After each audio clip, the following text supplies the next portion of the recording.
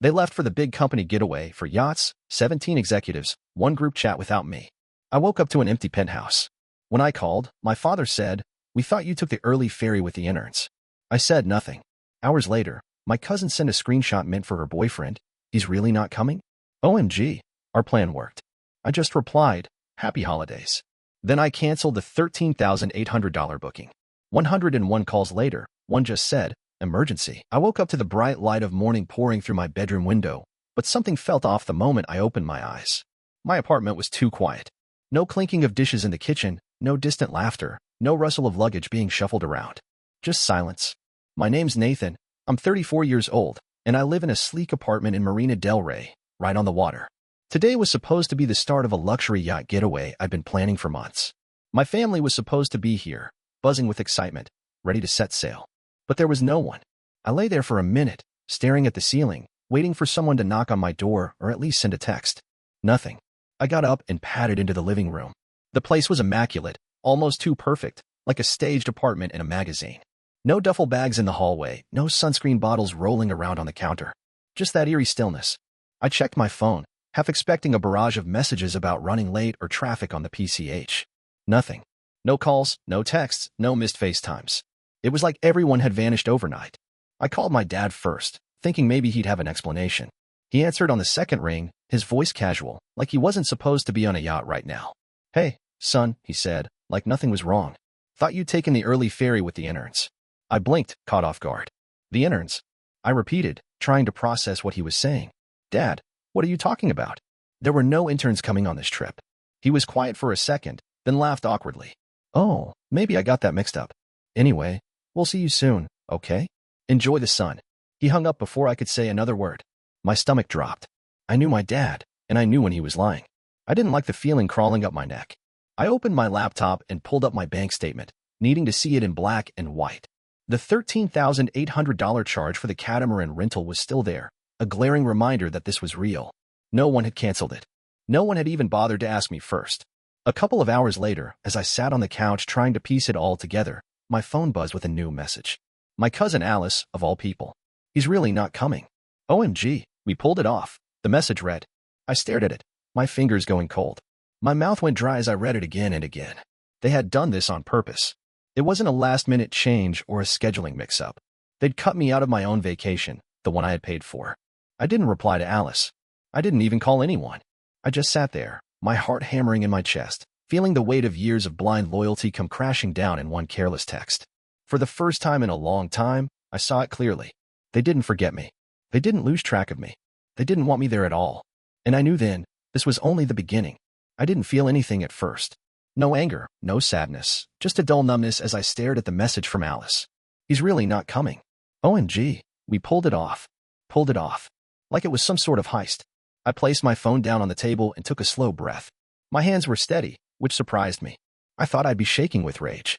Instead, there was just a quiet emptiness. I opened the booking app and stared at the reservation for the catamaran, the luxury yacht I'd rented for the week. My name was right there, in bold black letters. Nathan Price. Paid in full. Non-refundable, except for emergencies. I clicked the cancel button. A small window popped up. "Are you sure you want to cancel this reservation?" I didn't hesitate. I confirmed. Refund confirmation. A full refund to my corporate card within 5 business days. No questions asked, no drama, no explanation needed. Just like that, the trip was gone. I watched the notification flash on the screen and then fade away. I picked up my phone again and scrolled through the group chat. Photos of beach hats, fancy drinks, Alice's selfies with the caption, "Best trip ever," lined the feed. I could have sent them a message, told them how I felt, demanded an explanation. But what was the point? They knew what they did, and I knew what I had to do.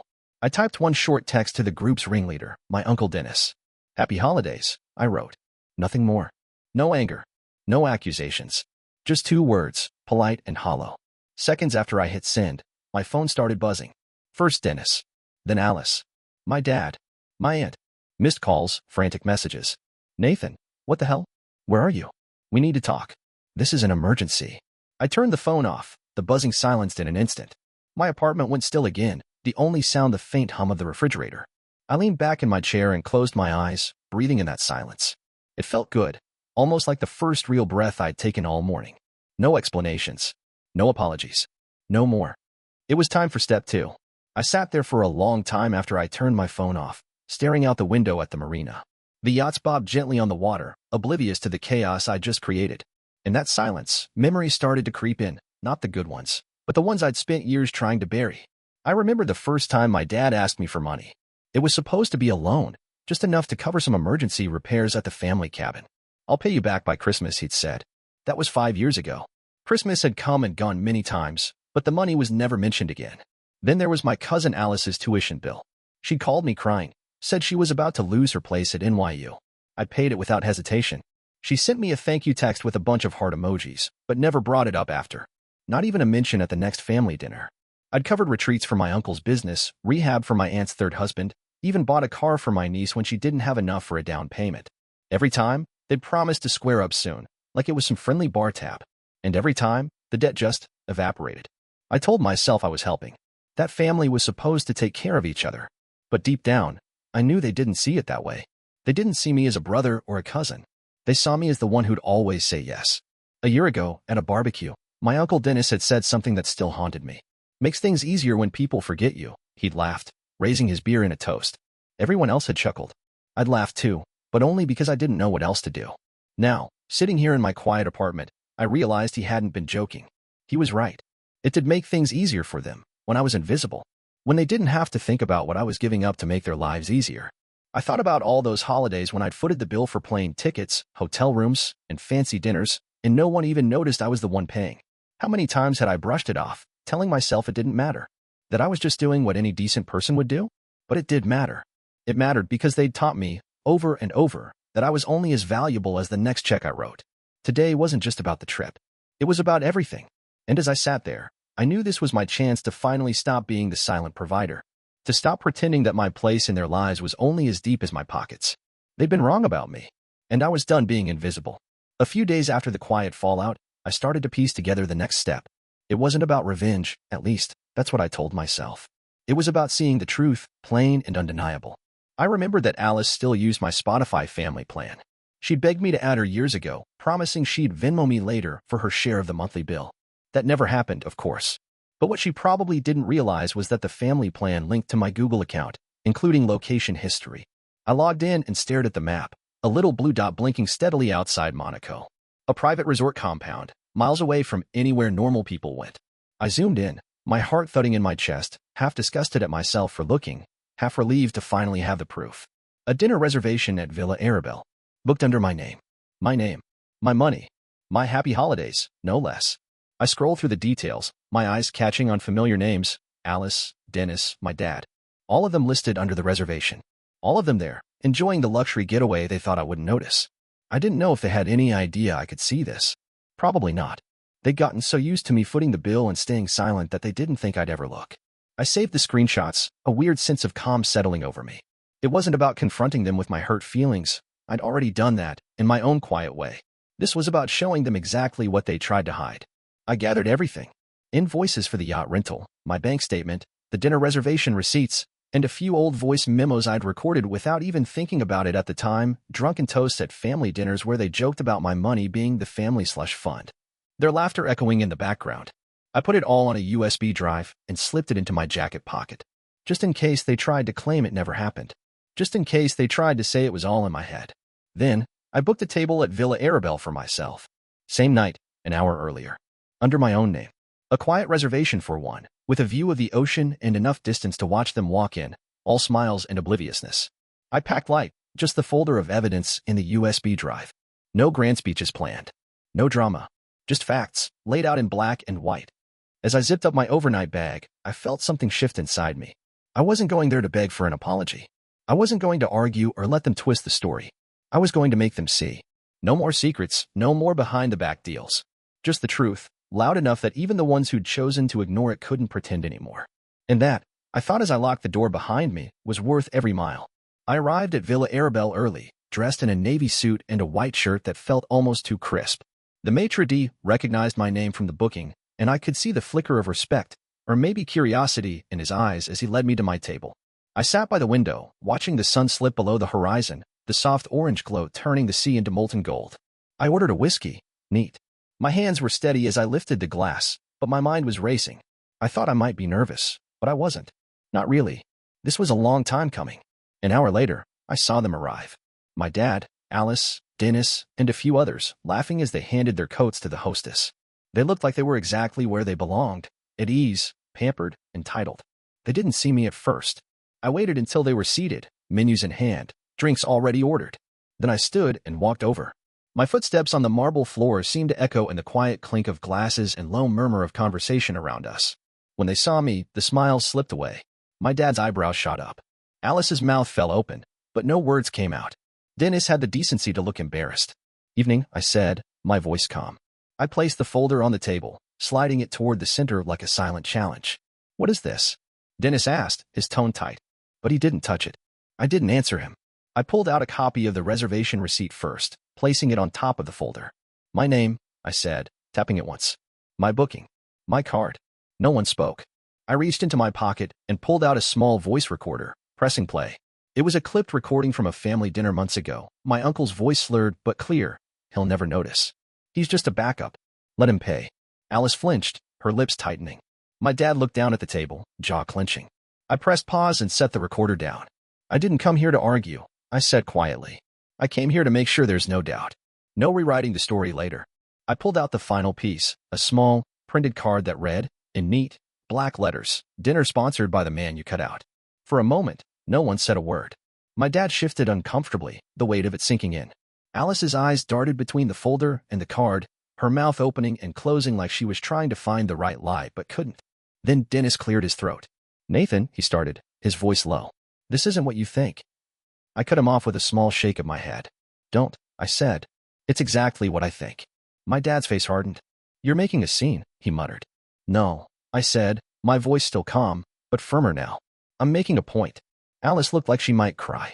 She opened her mouth to apologize, but I held up a hand. "Don't," I repeated. "I don't need your excuses. I don't need your apologies. I just need you to see it, to remember it." I let the silence stretch out, the air between us heavy. Then I stood, buttoning my jacket slowly. "Enjoy your dinner," I said. "It's the last time it'll ever be on me." As I turned to leave, I felt the weight of their stares on my back. I didn't look back. I didn't need to. For years, I'd been the quiet wallet in the background, the dependable one who never said no. Tonight, I'd made sure they'd remember me for something else, the man who wouldn't let them pretend anymore. I walked out of the restaurant into the warm Monaco night, the cool breeze off the sea filling my lungs like a promise. And for the first time in a long time, I felt like I was finally breathing for myself. The next morning, I woke up to a flurry of missed calls and text messages. My phone was buzzing like a beehive, the group chat exploding with half-baked apologies and frantic explanations. Alice's boyfriend, Julian, had apparently seen enough. "I'm done," his message read, short and final. That was it. He left the villa in the middle of dinner, his plate half finished, his chair still warm. Alice was in pieces if the tone of her messages was anything to go by. Dennis was the only one who tried to sound reasonable. "We need to talk about this, Nathan," he texted. "You're overreacting." But the more he tried to smooth it over, the more obvious it was. He didn't know how to function without me as the fallback. My dad's messages were the worst. He didn't bother with apologies or excuses. He just went straight to blame. "You're trying to destroy this family," he wrote. "You're playing the victim. You've always been dramatic." For a moment, his words almost pulled me back. Almost. But then I remembered the calm at that dinner table. The way my voice hadn't even wavered as I told them the truth. That was real. My dad's voice in those texts. That was just old habits dying hard. When I didn't answer any of them, he called. The anger in his voice was like a hammer on glass. "You're a selfish child," he snapped. "You think you're better than the rest of us? You're not. You're just a paycheck that stopped coming." I took a breath, closed my eyes, and said the words I'd been holding in for years. "I'm tired of paying for invisibility, Dad." There was a long pause on the other end. I think he understood exactly what I meant, but he didn't know how to respond. He just sighed, low and angry, and then the line went dead. I left the villa that afternoon, my suitcase in hand, the hush of the ocean like a promise in my ears. Behind me, I could hear the distant echo of their voices, the rising panic as they realized the old game was over. In the end, there were no grand reconciliations, no dramatic final scene. Just the quiet collapse of an illusion they'd built around my money and my silence. And as I walked away from the villa, I felt lighter than I had in years, like I was finally stepping out from behind the shadow they'd cast over me. When I got back to my apartment, I didn't unpack right away. I just sat at my desk, the folder from the dinner still in my bag, and opened my laptop. The cursor blinked at me like it was waiting for something. A confession, maybe, or a final word. I posted a short thread on my professional blog, linking it to my ex account. Nothing dramatic, nothing that read like revenge. Just the facts. Screenshots of receipts, the audio clips of half-drunk family jokes, and a few photos of the group enjoying my trip without me. I didn't name names outright, but the details spoke for themselves. The response was instant. Within hours, the post went viral. Thousands of strangers reached out, some with angry words, others with support. But the ones that stuck with me were the quiet messages from people like me, the ones who'd been the silent providers in their families, the ones who'd been left out and used until they finally said no. One woman wrote, "I've been paying my sister's bills for 10 years. She still tells people I'm just bitter and single." Another man said, "Your story made me realize I wasn't crazy for finally cutting them off." It was overwhelming, but also comforting in a strange way. To know I wasn't alone. To see how many people had been carrying the same quiet anger, the same sense of being invisible. Of course, Alice tried to spin it her way. She posted her own thread a day later. The real story, from the misunderstood sister, she called it. I read every word, every line about how I was overly sensitive and didn't understand family loyalty. How they'd only been trying to make things easier for me. But the tide had already turned. People weren't buying it. The comments under her thread were brutal. "Sounds like you're just sorry you got caught," one person wrote. Another said, "Funny how family loyalty only matters when you're on the receiving end." I didn't bother responding to Alice. I didn't need to. The truth was out there now, and there was no stuffing it back in the box. For the first time in my life, I felt seen. Not as the quiet ATM or the polite cousin who always said yes, but as a man who'd finally found the nerve to say enough. The messages kept coming, and I read every single one. Some of them made me laugh. Others made me pause and swallow the lump in my throat. But all of them reminded me that speaking up wasn't just for me. It was for everyone who'd ever been told they were just the backup plan. And when I finally closed my laptop that night, I didn't feel the sting of betrayal anymore. Just relief. Relief that I had said what needed to be said, and that for once, it was enough. A few days later, my inbox lit up with an unexpected email. It wasn't another family apology or some half-baked excuse.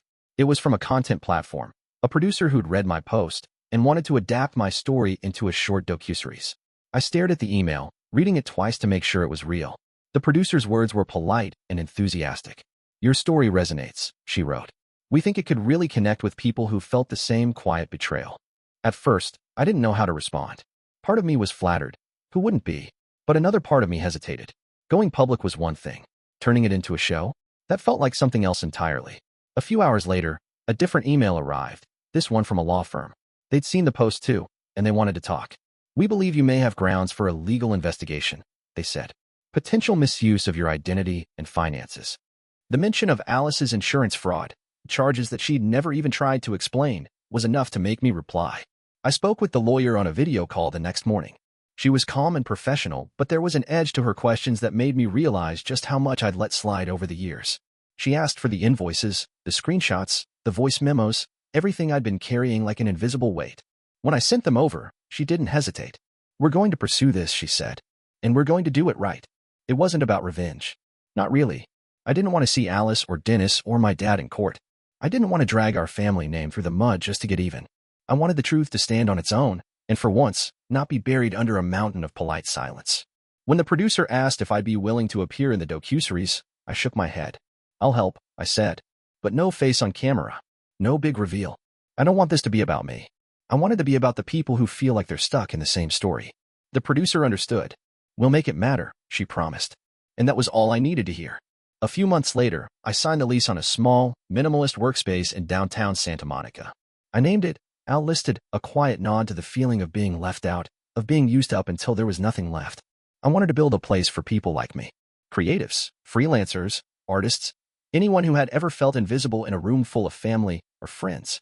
I used the last of the refunded yacht money to buy sleek desks and warm lighting, and I spent weekends painting the walls myself. A simple white space with big windows that let the light pour in. A place that didn't need to be fancy, it just needed to feel real. On the first day, I walked in early, alone. I took Alice's infamous message, "He's really not coming." OMG, we pulled it off, and printed it on a small card, framed it under glass, and pinned it to the wall by the entrance. Not as a warning, not as a trophy, just as a reminder. A promise to myself, never again. Slowly, people started to find me. A designer who'd been ghosted by his biggest client. A photographer who'd had her ideas stolen and used without credit. A copywriter who'd been paid in exposure for years. They came, and they stayed, and they filled the room with quiet determination. I didn't do interviews or take book deals, even though the offers trickled in. "Nathan, your story could be a bestseller," one agent told me. I smiled and shook my head. "I'm not interested in being famous," I said. "I'm interested in making something that matters." And Outlisted mattered. It wasn't just about the workspace, it was about the people. Every week, someone would share a story about the moment they realized they weren't invisible anymore. We'd sit around the worn wooden table in the center of the room, and we'd listen. I never talked about my family there. Never brought up the yacht trip or the dinner at Villa Arabelle. It didn't feel relevant anymore. What mattered was what we were building here, a place for people who knew what it felt like to be left out, and who were done with pretending it didn't hurt. I didn't want credit or headlines. I just wanted a place where I could walk in every morning and know, without a doubt, that I wasn't someone else's safety net. I was building my own future, my own peace. And that was enough. A few weeks after Outlisted opened, I took a photo of myself standing in front of the big windows, the city skyline glowing behind me. I printed that photo and sent it to my family's estate in Massachusetts with a simple note written in black ink. "Next time, try paying yourselves." I didn't include a return address. I didn't want them to respond. And if they did, I wasn't going to read it. I was done playing the part of the silent provider. I was done waiting for them to see me. I changed my phone number and blocked them all on social media. There was no final conversation, no dramatic confrontation. Just the quiet, final act of closing that chapter. My lawyer told me the legal case against Alice was moving forward, insurance fraud, misuse of my identity. It felt clean, somehow. Not about punishment, just about setting the record straight. Sometimes, late at night, I'd lie awake and wonder if they ever thought about me. If they missed the easy money or the way I used to pick up the phone at all hours, just in case they needed something. If they realized, even a little, how they'd taught me to measure my worth by what I could give. But those thoughts didn't keep me up the way they used to. I'd learned something in that silence. Letting go wasn't the same as forgiveness. It didn't mean I excused what they did. It didn't mean I wished them well. It just meant I wasn't going to carry it anymore. I started leaving messages on the Outlisted wall for others who needed to see them. You weren't included because they loved you. You were included because you were useful. Until now. Every time I wrote it, I felt that tightness in my chest ease a little bit more. Because it was true. It was true for me, and it was true for so many others. I didn't hate my family, not really. Hate was too heavy, too consuming. What I felt was simpler, a clean break, a release of the final thread tying me to a role I never chose. As the days passed, I realized that I wasn't alone anymore. The room at Outlisted filled with laughter and stories and the quiet power of people who'd stopped letting themselves be forgotten. And in that quiet, in the space they left behind, I finally found my own voice.